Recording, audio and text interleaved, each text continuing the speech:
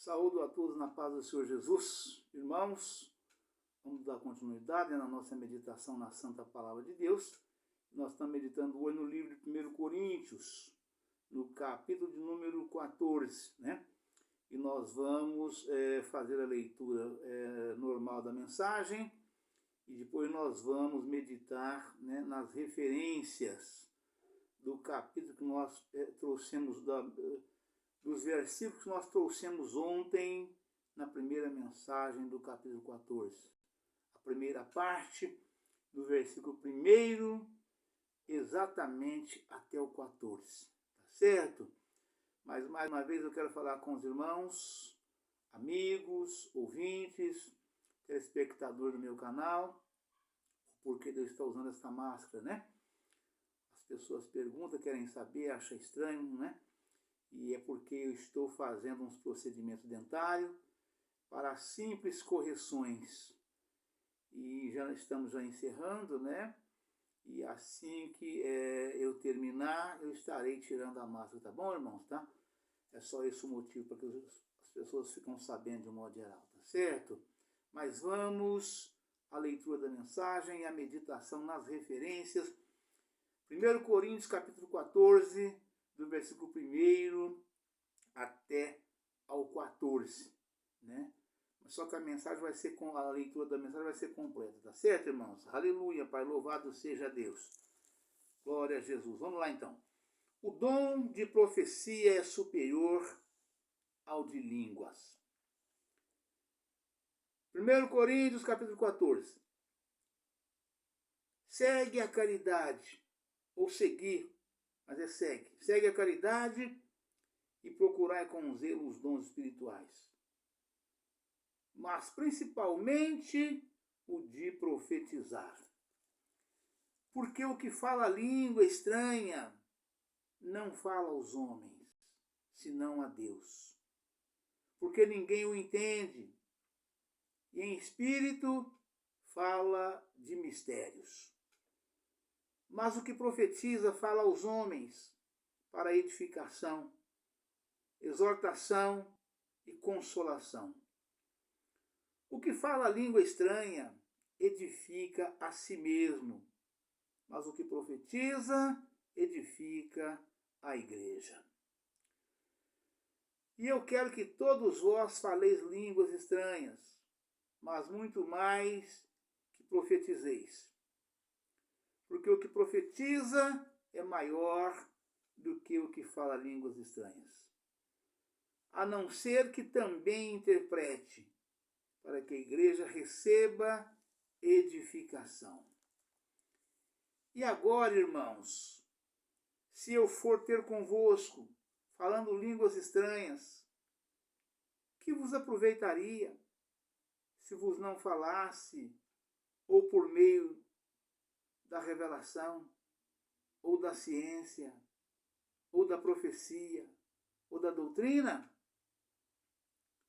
Da mesma sorte, se as coisas inanimadas que fazem som, seja flauta, seja cítara, não formarem sons distintos, como se conhecerá o que se toca com a flauta ou com a cítara? Porque se a trombeta der sonido incerto, quem se preparará para a batalha?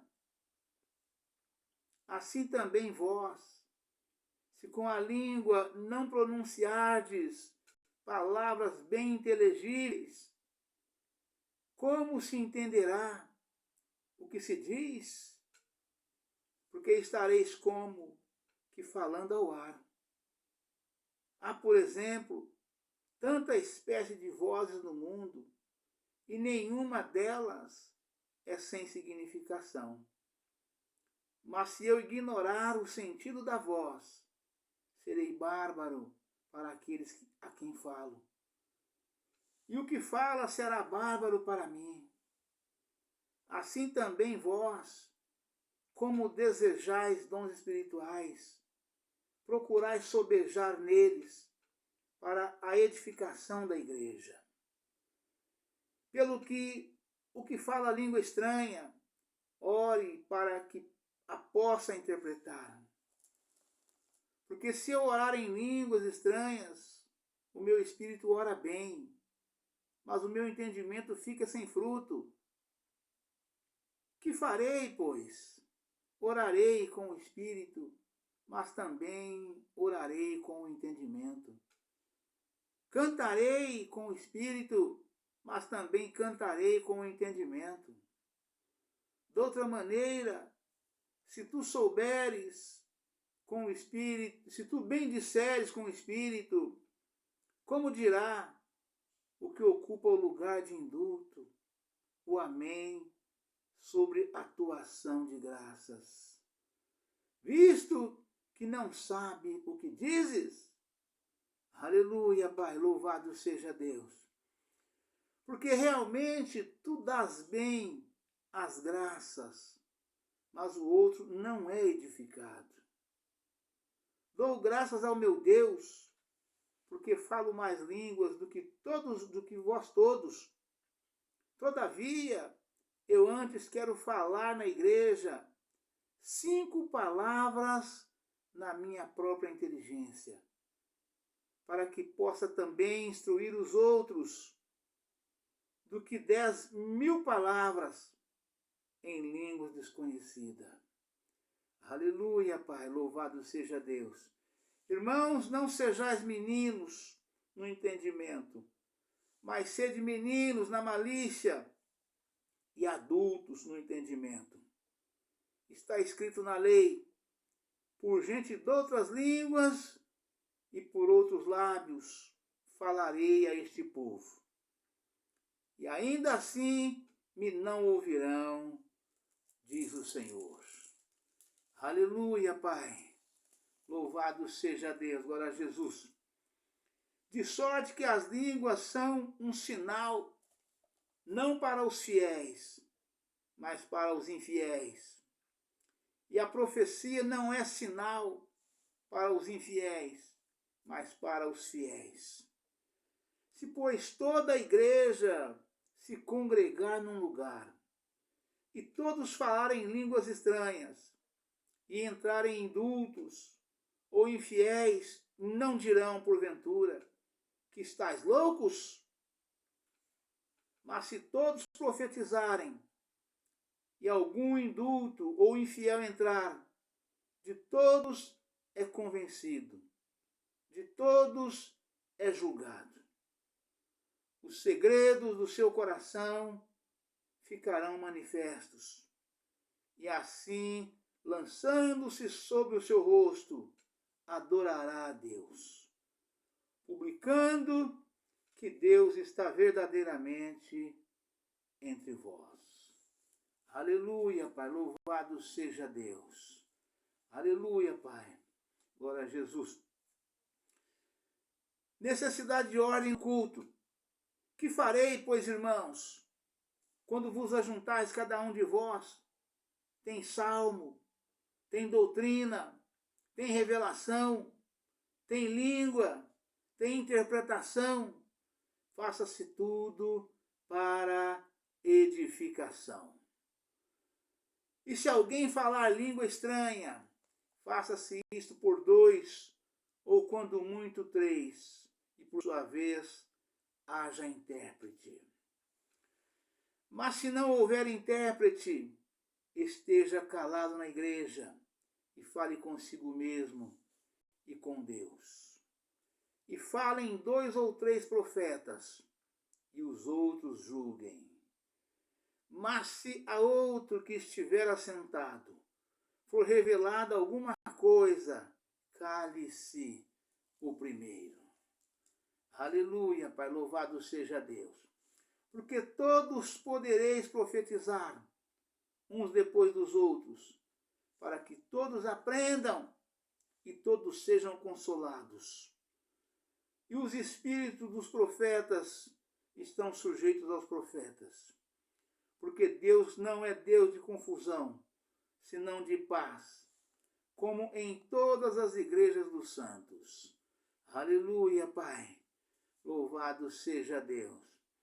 as mulheres estejam caladas nas igrejas, porque lhes não é permitido falar, mas estejam sujeitas, como também ordena a lei.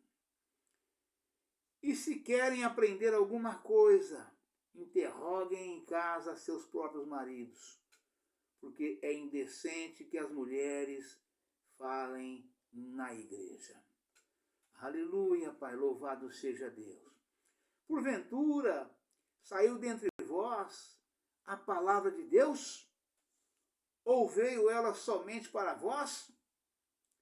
Se alguém cuida ser profeta ou espiritual, reconheça que as coisas que vos escrevo são mandamentos do Senhor. Mas se alguém ignora isso, que ignore. Portanto, irmãos, procurai com zelo profetizar, e não proíbais falar línguas, mas faça-se tudo decentemente e com ordem. Amém. Aleluia, Pai, louvado seja Deus. Irmãos, vamos já entrar nas referências, né? Aqui do versículo 1, né, do capítulo 14 de 1 Coríntios, até ao versículo 14, né? Uma mensagem extraordinária de grande doutrina, né, que vem para nós, todos os servos de Deus, né? Eles e elas, né, para todos nós, né? Para aprendermos um pouquinho mais do Senhor, né, de forma rigorosamente dentro da santa palavra de Deus, que nos é dada por Deus nosso Pai Todo-Poderoso, vosso Filho e Senhor nosso, Senhor Salvador Jesus Cristo, pelo Espírito Santo do Senhor, usando aqui o apóstolo Paulo, né? E lá vamos nós então na meditação, nas referências, né, de 1 Coríntios, capítulo 14, versículo 1 até o 14, nas referências, tá certo, irmãos? Aleluia, Pai, louvado seja Deus, glória a Jesus. Aleluia, Pai. E a palavra sai dizendo para nós: procurai com zelo os dons espirituais, né? Ou seja, na igreja o crente, né, ele é simbolizado como uma lamparina cheia de azeite, né?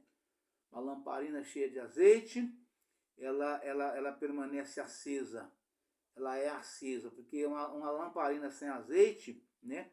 Isso foi traduzido em canção, né, hino de louvor e adoração a Deus, pelas minhas queridas e amadas irmãs Débora e Leia, né? Lâmpada apagada, né? Então, o crente que não tem o Espírito Santo, né, e principalmente sem os dons do Espírito Santo, né, ele é um crente vazio, né?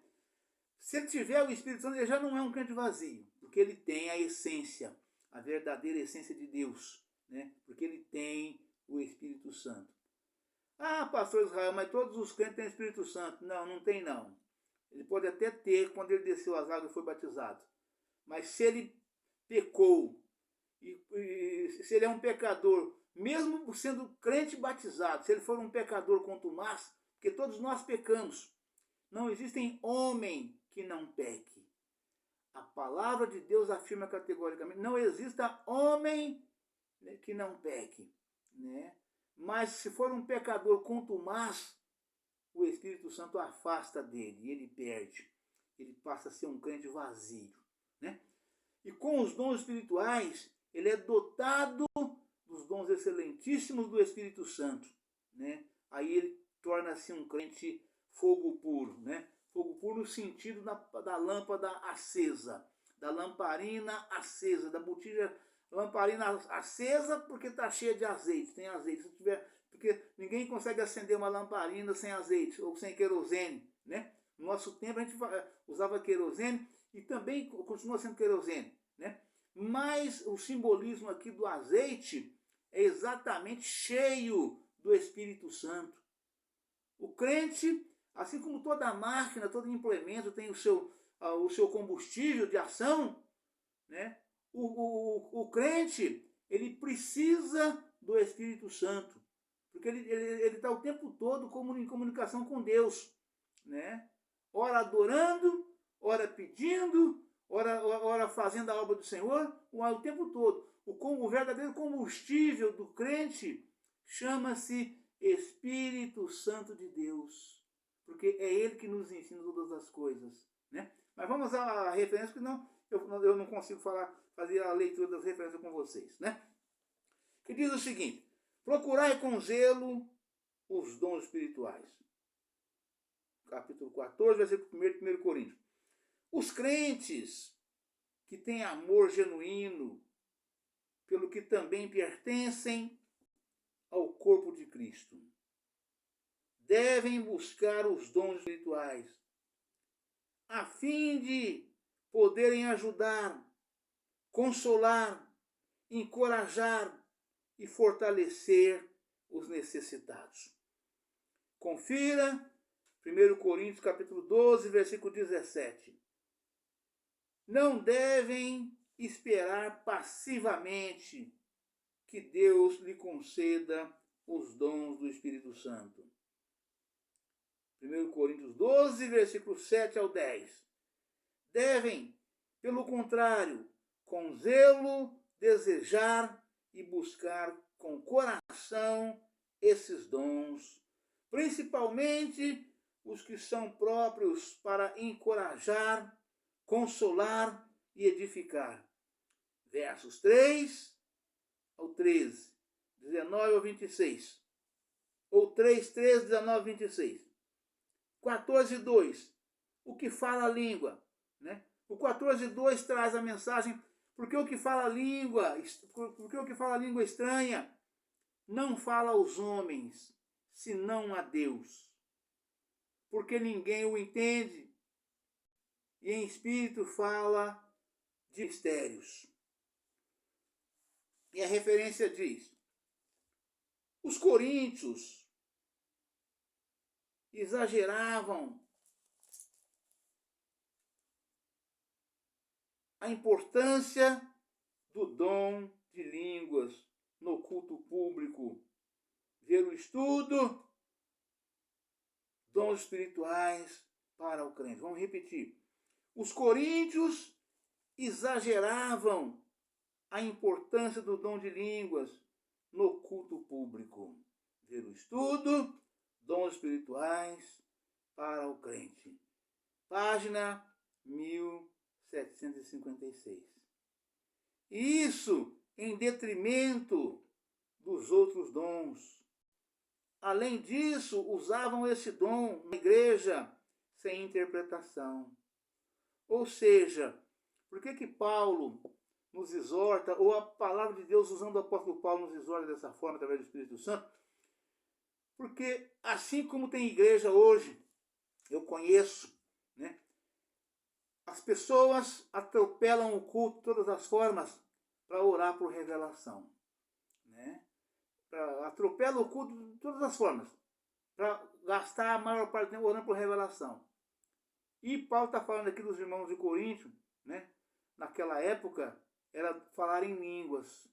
E por que todo mundo queria falar em línguas? Porque era e é, né? Era e é a maior evidência do crente batizado no Espírito Santo, né? Que é a maior dádiva descida do céu dada ao homem. Chama-se Espírito Santo de Deus, né? E evidentemente que uns por honestidade, né? Por necessidade, e outros por vaidade. Imagina um culto, né? Onde os irmãos só falam em línguas. É o que Paulo está falando aqui, né? Todos os irmãos falando em língua e não havia ninguém para interpretar. Fica difícil, né? Fica difícil, porque a igreja fica sem edificação. O povo não entende. Em outras palavras, vira uma verdadeira confusão, né? Fica difícil, né? Então, de modo que aí a palavra nos exorta falando também dos outros dons. Eles usavam esse dom de falar em línguas, né? E em detrimento dos demais dons. Ou seja, não tinha mais nenhum tipo de coisa na igreja, né? Onde é que está o dom da palavra, que é a principal na igreja? Né? O dom principal na igreja chama-se dom da palavra da sabedoria. Este é o principal de uma igreja, para que haja crescimento, para que haja edificação, para que haja arrependimento, para que haja transformação, né? É o dom da palavra da sabedoria. Então, todos os dons nos é dado pelo Espírito Santo do Senhor, mas nós não podemos, né, ficarmos focados pura e exclusivamente no dom, num dom só, né? Trazer à igreja somente palavra de edificação, apenas num único dom, né? Ou não é nem palavra, é trazer na igreja, né, a operação do Espírito Santo somente através do falar em línguas, né? Tem mais 8 fora este, que faz parte do culto, né? Aleluia, Pai, louvado seja Deus. Os coríntios exageravam a importância do dom de línguas no culto público. Ver o estudo dons espirituais para o crente, página 1756. E isso em detrimento dos outros dons. Além disso, usavam esse dom na igreja sem interpretação. Paulo procura corrigir esse abuso ao ressaltar que as línguas sem interpretação no culto público de nada aproveitam. Segue-se um esboço desse capítulo. Primeira, profecia edifica a igreja mais do que as línguas sem interpretação, né? Se houver interpretação, então é diferente.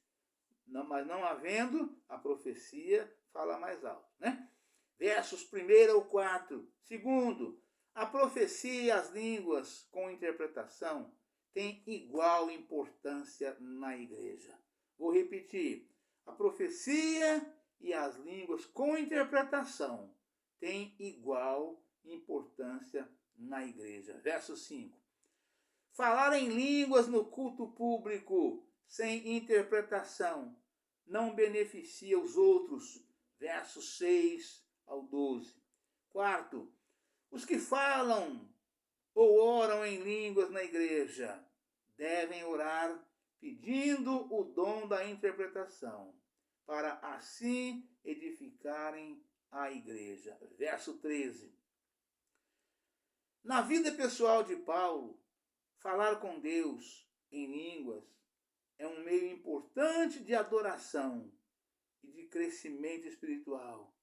Versos 14 ao 19. A profecia é mais útil do que as línguas sem interpretação, visto que a profecia leva à convicção do pecado e à consciência da presença de Deus. Versos 20 ao 25. O falar em línguas e o profetizar devem ser regulados a fim de que prevaleça a ordem na igreja. Versos 26 ao 40. Aleluia, Pai, louvado seja Deus. 14, 2. 1 Coríntios capítulo 14, versículo 2. Não fala aos homens, senão a Deus.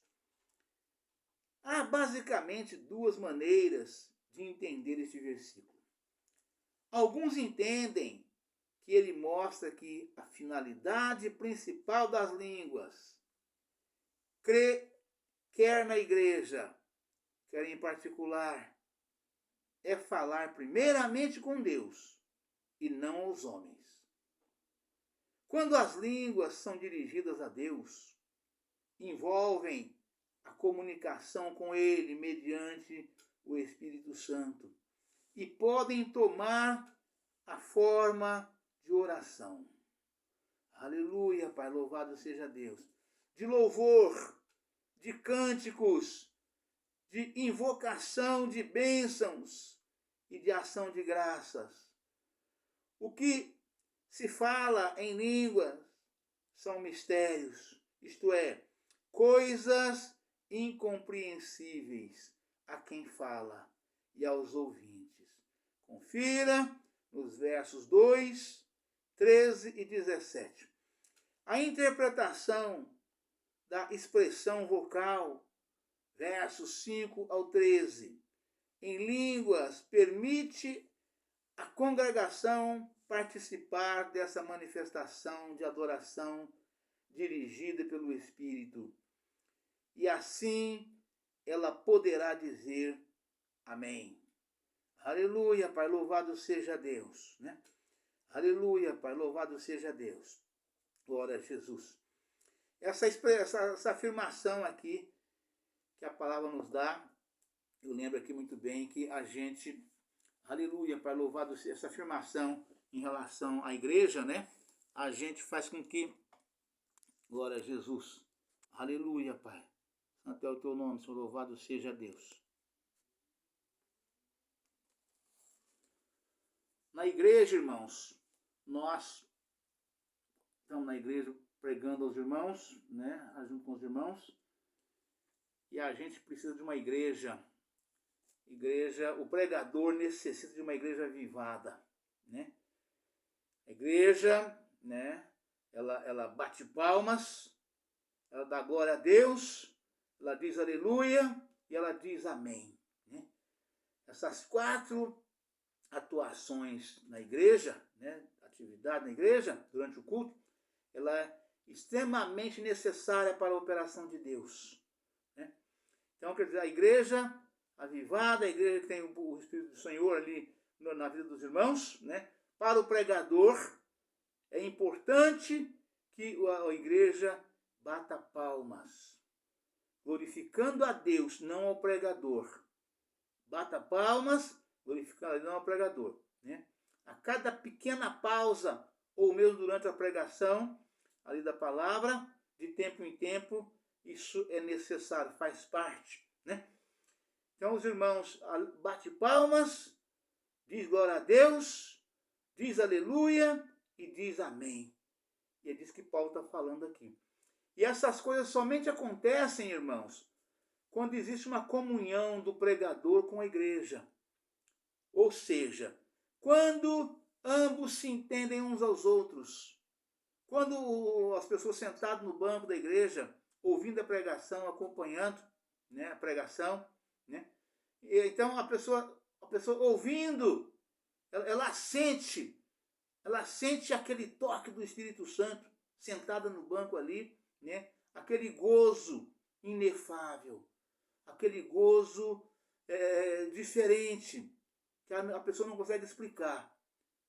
Aquela alegria de gozo, de paz, né, que é dada ao Espírito Santo para aquele e aquela que atentamente ouve a santa palavra de Deus saindo da boca do pregador ali, usado pelo Espírito Santo do Senhor, né?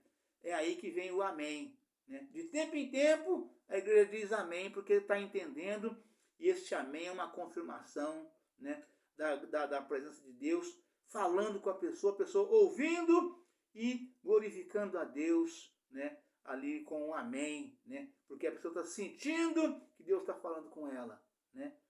Então é disso que a palavra afirma aqui nessas afirmações todas aqui, né. Aleluia, Pai, louvado seja Deus, né. Alguns entendem